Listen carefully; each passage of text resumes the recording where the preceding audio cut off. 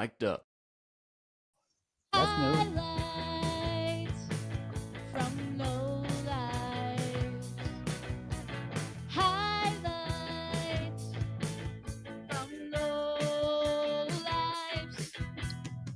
Hey, welcome everybody. We got another episode of Highlights from Lowlifes. We got Marty in Reno, Marty and got Reno. Bobby in Napa, and then I got JC and Brent and myself. We are here at the Stockton Ports game on Silver Sluggers night. We are going to get booted out of here in about a half an hour, so we'll go fast with our picks tonight. Tonight's topic: top 5 favorite players who later became managers in baseball. So we've got lots to choose from, and I think we should dive right in. I'm going to do one right off the bat. Our good friend and groupie, a Lowlifes groupie, Thomas Shields, wrote in with his suggestion, Lou Piniella. Lou Piniella was a Major League Baseball for many, many, many years with lots of different teams, the Royals, the Yankees, the Indians. And then Lou went into a very, very, very long career in managing, where he managed the Reds, I believe the Yankees. I think he did the Cubs for a while, several other teams, Mariners. Yep. Great player and great manager and a great ambassador of the game. So that's my first one. Why don't we scale through the guys here in Stockton first, since we're on the clock, and we'll come back to you guys. All right? Oh, JC here. Robbie would be disappointed if I didn't go back in time somewhat. So this guy played for the Brooklyn Dodgers from 1912 to 1917, Pittsburgh, and then Philly in 1918, and then traded to the Giants in 1921. Won game 1 and 3 of the World Series that year with home runs against the Yankees. He was traded to the Braves and played his last game in May of 1925. He managed the Dodgers from 34 to 36, the Braves from 38 to 43, the Yankees from 49 to 60, and the Mets from 1962 to 65. By now, you know who it is. He won 7 World Series as a manager, all with the Yankees, and 2 as a player. Casey Stengel, the old professor. Great pick. Of the game, complete. Great pick. That's mine. Brent is up now. Thanks for the introduction there, JC. Hey, I'm going to get off. It's going to be a short show, so I'm going to start with one of my favorites, Bruce Bochy. Playing career, he was a catcher for the Astros, the Mets, and the Padres. Let's see here. Managerial career with the Padres from 95 to 2006, Giants 2007 to 2019, and the Rangers from 2023 to 25. He won 4 World Series in 2010, 12, 14 with San Francisco, and 2023 with the Texas Rangers. So he's known for his calm leadership and his postseason mastery. I'm going to go with Bruce Bochy. Good choice. Good job. So how about Robbie? What's up? All right, so mine is I'm going to go with Ted Williams, perhaps the greatest hitter of all time. And then in 1969, the Redskins hired Vince Lombardi to take over as a coach, and so the Senators felt like they had to do something as well, pretty striking. So they brought in Ted Williams in 1969, and he used to. I remember going to the games, and he used to take batting practice at the games. That was always a highlight of getting there early when the Senators would play the A's. But they won 86 games under his management in that year in with the Senators, which is unheard of for the Senators having a winning season. And a lot of guys like Frank Howard credited him for revitalizing his hitting, and um, like there was other like Eddie Brinkman, I think, is a guy that said, he turned me from a 210 hitter into a 245 hitter, which is kind of huge when you think about it. So he had a pretty decent career. They moved the next season they moved to Texas, and he didn't like Texas. They went 54 and 100 because he just didn't care that much anymore, and that was that. But yeah, Ted Williams, watching him take batting practice and make the Senators a respectable team. Good for him, Marty. Yeah. Well, this Hey, would, Marty, yeah, before you start, I'm going to shut off our mics so you don't have to listen to this. okay, all right. Yeah, JC and Brent were making all sorts of noise. We don't want to hear that. Well, after I give you the pick, you're not going to want to hear it either. But that's okay. But I have a reputation on this show, and when the topic came out of players that became managers, all my fan base asked me to go in and do a little research, and heavy research, and I did, to see if Bud Abbott of the St. Louis Wolves ever did play in the major leagues. And I went to the Hall of Fame website. I went to the all sorts of baseball almanac, and there's a lot of Abbotts. One that was very popular was Jim Abbott, but that no way can be used with Bud Abbott. So I don't have anything.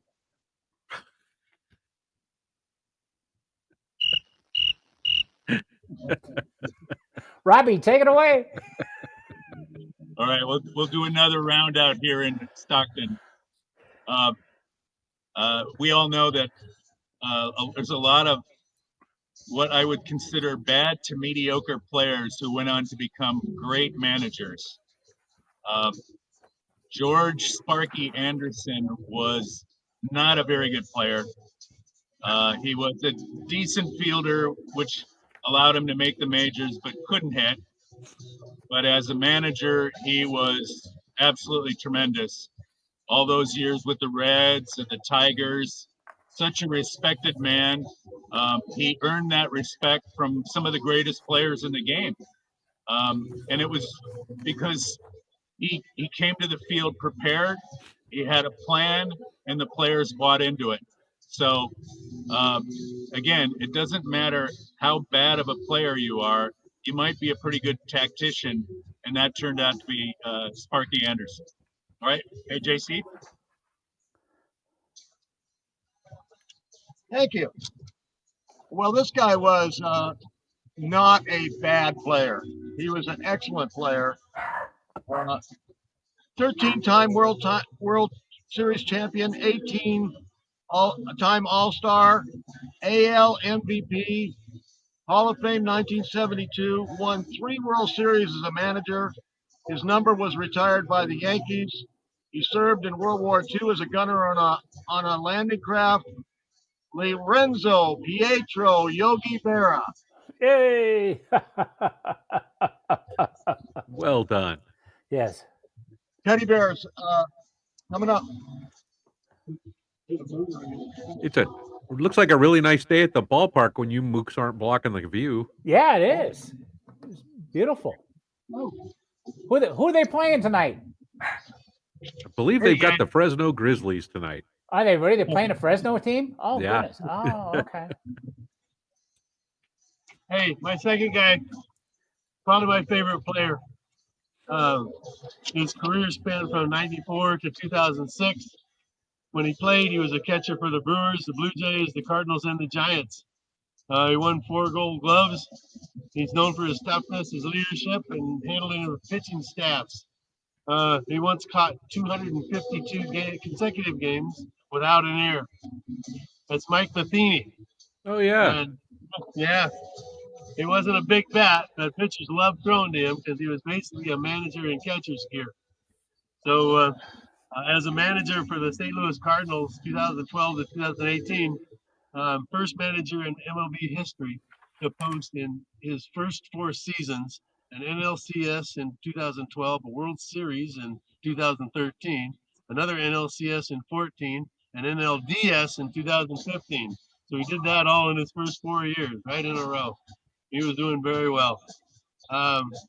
His end record was 756 to 693. So he had above 500 average. He's known for his calm leadership and prep and trusting young players. So as a catcher, you can see the whole field. They manage the pitchers, the tempo, the strategy. Basically, assistant managers while playing as you're a catcher. Matheny respected the steady and detail-oriented uh, tendencies of what he had, and that's exactly what teams want in a skipper. So Mike Matheny is worth a mention.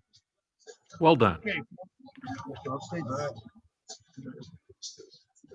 All right, turning the mic off again.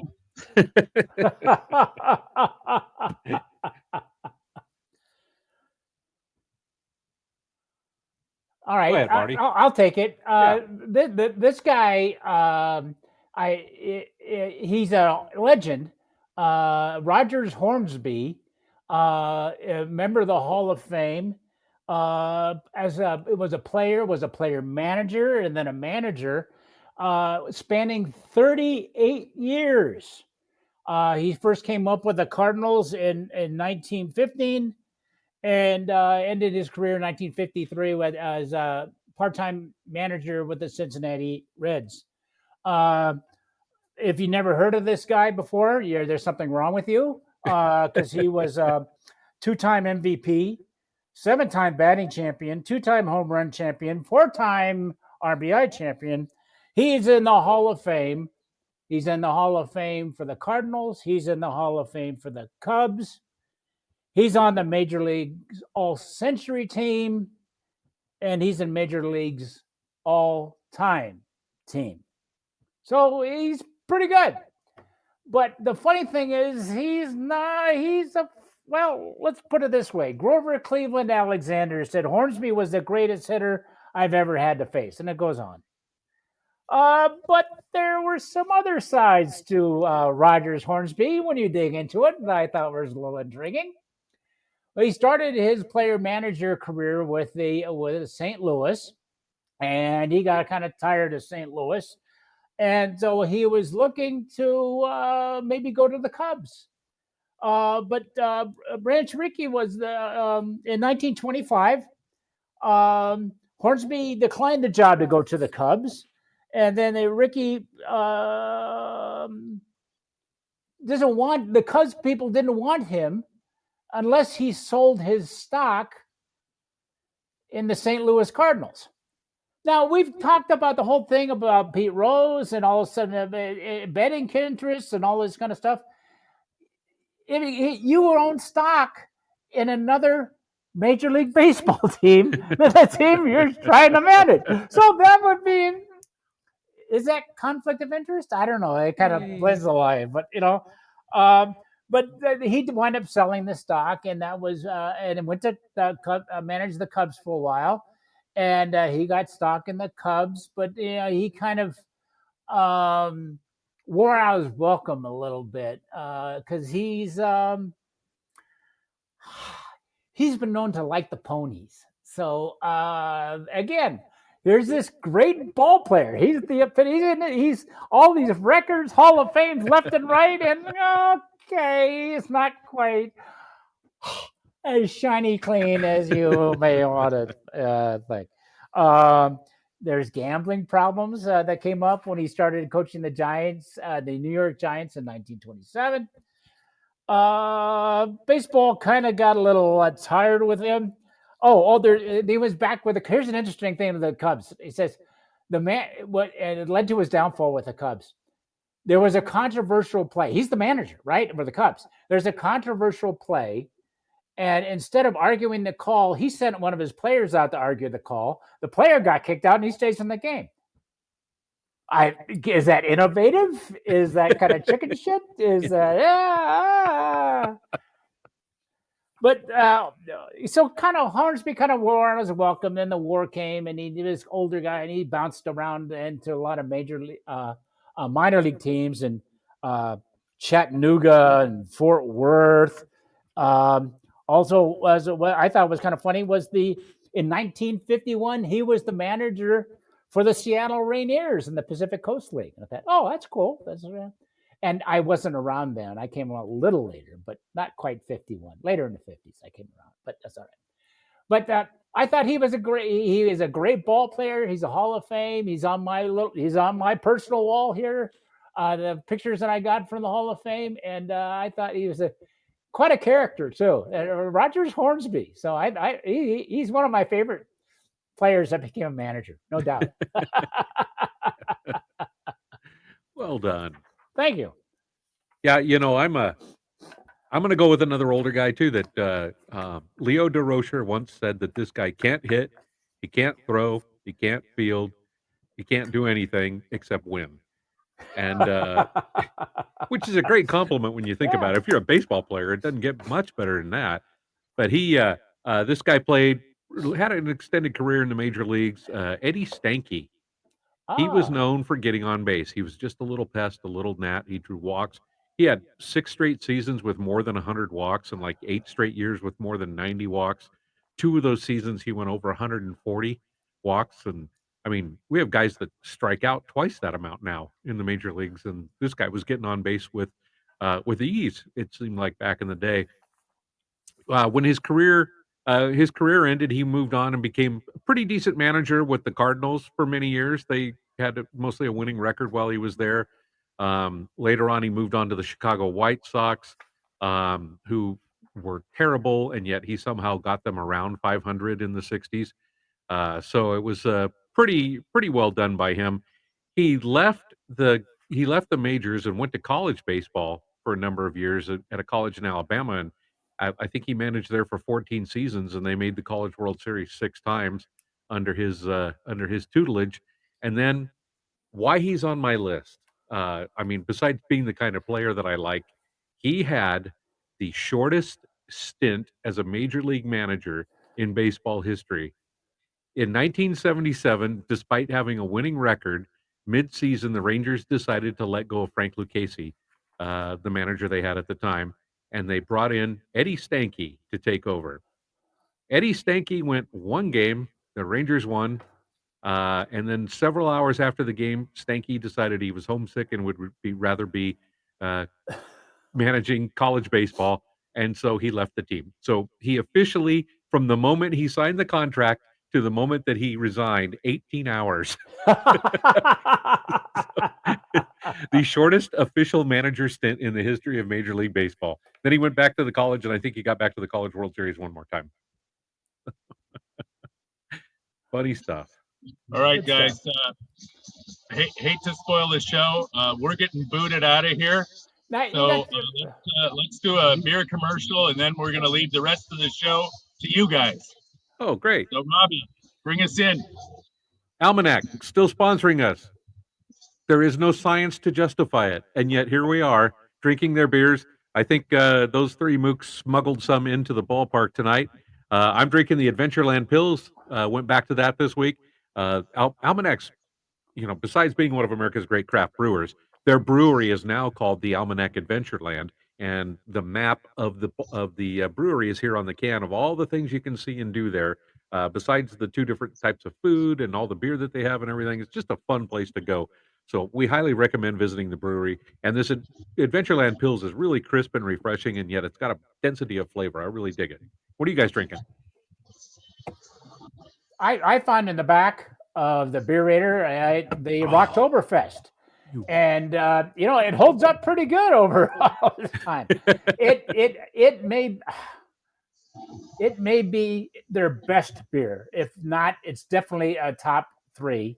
It's a little Marzen type of beer, but like everything Almanac does, full of flavor, goes down light, and like I say, I think it's their best, but but definitely in the top 3. No argument here. Yeah. What do you guys got at the ballpark? I got the Adventureland as well. One of my favorites from Almanac. Just loving this. What do you guys have?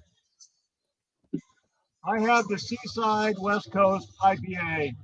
It's very light for an IPA. Very nice, very refreshing on a warm day. I've got the Almanac Flow. It's a great IPA full of flavor. It's happy, chill, and hoppy. So enjoy a Flow. It's a really recent flavor. All right, guys, we're gonna take off. I wish you luck on the rest of the show. Enjoy the game. Boy, God, they weren't kidding. They took off. Yeah, no kidding. I thought they'd never leave. Actually, when he took one of my managers too. Oh, did he? Which one? Yeah. Lou Piniella, right? Yeah. Well, he kind of cut. I said, all right, since we got it, he kind of cut him short. Yeah, run with it. I gotta hook up the power to the computer, so go with it. Okay. Again, for why he's on my list, because for 5 months he was on the roster for the Seattle Pilots.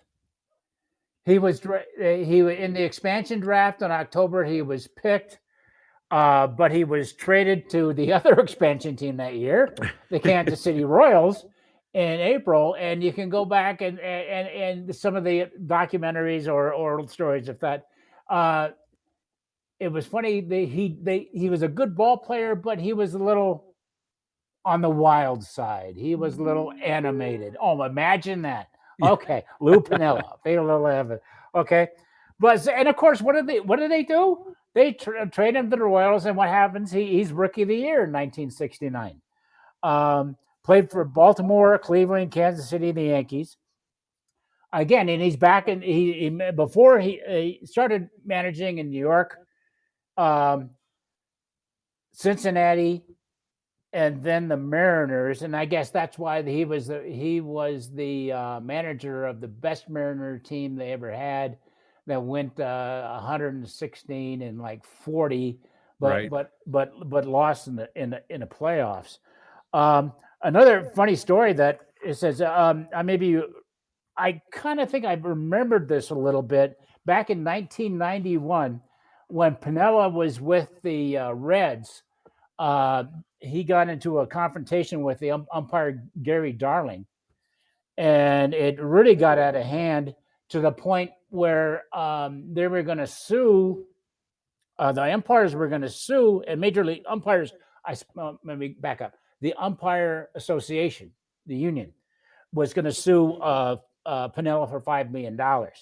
Now, here's the funny part about it. I mean, this is the Reds, right? Right. I mean, he was the manager when they won the World Series in 1990, but he went to owner Marge Schott to help pay for the lawyer, and she said no. Wow. He had to do the whole thing out of pocket. I think it was settled out of court. I don't think a lot of money changed hands. It was more of a written apology than anything else. And after that, he says he was done with Cincinnati. Imagine that. From the Devil Rays, and he was hired by the Giants as a special consultant in 2011. That it only lasted 1 year. Not sure what that was all about. Maybe it's a story for another time. But again, so Lou Piniella was quite a character. Oh, yes. But when he was retired from playing, he got 2 votes for the Hall of Fame.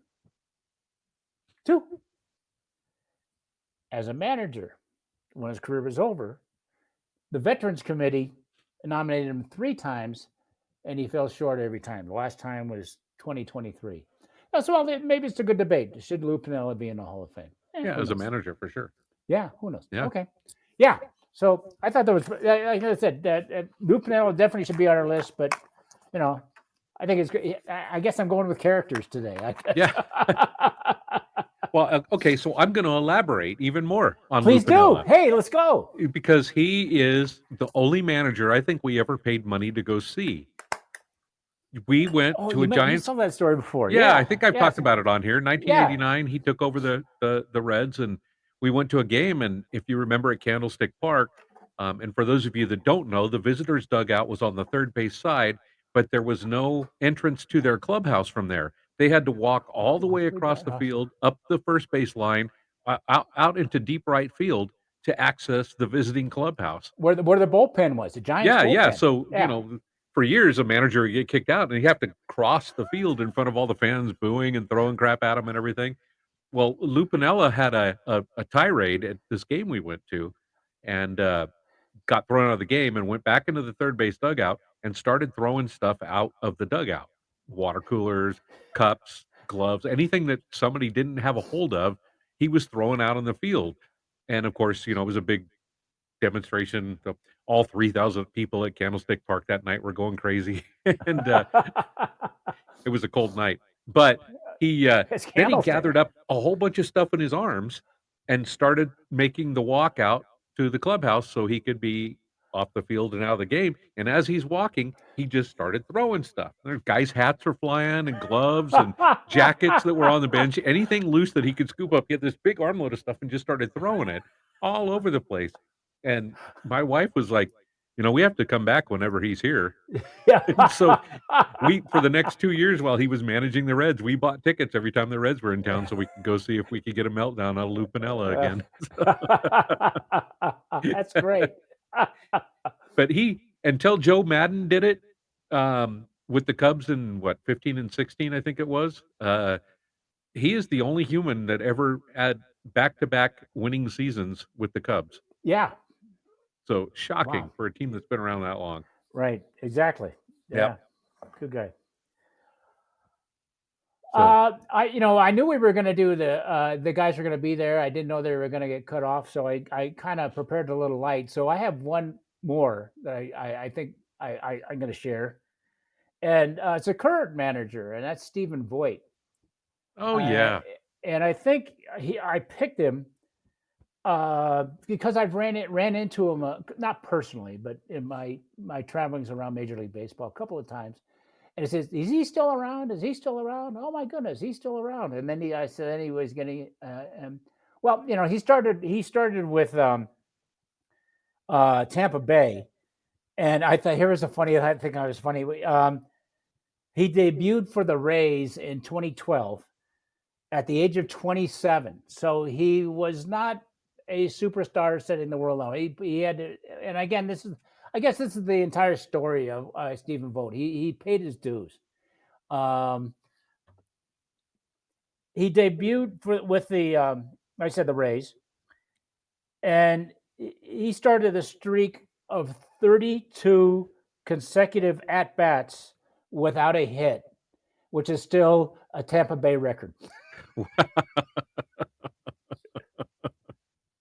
He didn't last long in Tampa Bay. So, so he went to the A's, and this is why I first encountered him. I thought he was a good catcher, and over time he was there for 4 years, and his last year he was got his average up to about 265, and he was a very serviceable catcher.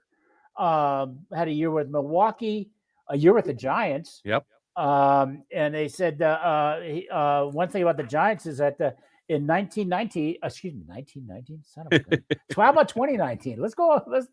Let's find a century here. He was voted the funniest teammate on the San Francisco Giants, and I thought that was really kind of cool. I think he learned a lot under Bochy that year. I think he did too. Yeah, couple seasons with the Diamondbacks, and then a season with Atlanta, and then back for the A's for 1 year. And the following year I had a chance to visit family. We in the Northwest. We did a couple of games in Tacoma, and then we went to one of the games in Seattle. And it was a happy hour type of thing in the bullpen, so that you got in early, have a few beers. So we were watching in the bullpen, and who's setting up the bullpen? There's Stephen Voigt. He was the bullpen coach for the Mariners that year, 2023, and he was just the same, thorough. I can't say meticulous. I don't know him. I didn't know him that well, but You could tell he ran the bullpen. He's there in the machine. He made sure the machines were set up because he worked with the catchers before the pitchers. Everything was in his place, and so this. And I thought, geez, he'd be. And then I heard that the Cleveland was looking for a manager, and I was super excited that he made it. And just he's fit in perfectly. Yeah. 2-time manager of the year in 24 and 25, right out of the gate. Yeah. And the Cleveland's got a good club this year. That division's wide open. I think it's going to be a lot of fun. There's a lot of divisions that are wide open. So we have again, we're in May, but who knows? But right. I thought here's a guy that really paid his dues, and my salute to Stephen Boyd. I thought they're terrific. Yeah. So okay. Yeah. So he was my pick. Well, I guess we're going to wrap it up here then. I've got one more. Hey, let's hear one more. What the heck? Yeah, because this guy was a player on the Chicago Cubs, and in mid-season in July, the Cubs were atrocious that year, very terrible. And mid-season, this gentleman got promoted to the managerial position and brought the team back to near respectability. His career managerial record was 23-30, which was significantly better winning percentage than the guy he followed. And he ended up playing out the season as a player. He was fired as the manager with a couple of weeks left to go in the season, even though the team was playing better and performing better. But famously, the next day, he stood outside the ballpark, paid a newspaper boy. You know where this is going now, right? Yeah. Paid a newspaper boy and bought all the papers from him, and then stood out in front of the stadium holding the papers, going, extra, extra, read all about it. Rabbit Moranville fired by Cubs. Extra, extra, read all about it. Moranville out. Which is really funny considering he still had a game to play that day. So, of course, Rabbit Moranville is my number one favorite. I knew he had to be there somewhere. Well, you got Bud Abbott, and there's no way I could. There we go. I thought it was very creative fashion. Well, thank you. So, okay. Well, yeah. It's abbreviated. I guess we have an abbreviated session tonight. We like to thank everybody who tuned in or will be tuning in when we're on. Hey, we're all over the place, aren't we? We're on YouTube and we're on all the Facebook things. And everything. So yeah. So I hear we're even on TikTok. No kidding. Yeah, I thought that was a whole children's poem about a mouse and a clock, but apparently there's something it's a there. Thing. So.